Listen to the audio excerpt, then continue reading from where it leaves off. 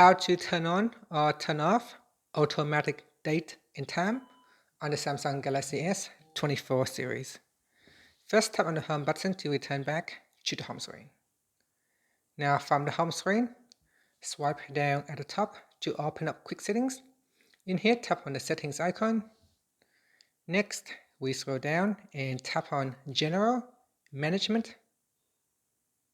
Next, in here, go down and tap on Date and Time.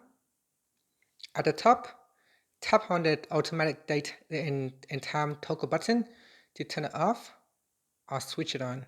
When you turn it off, you can now manually set the time and the date. If you want, you can set the time so that the time is always 5 minutes ahead of time. And then tap on done. Otherwise, we can just turn on automatic time, date and time. Finally, tap on the home button to return back to the home screen.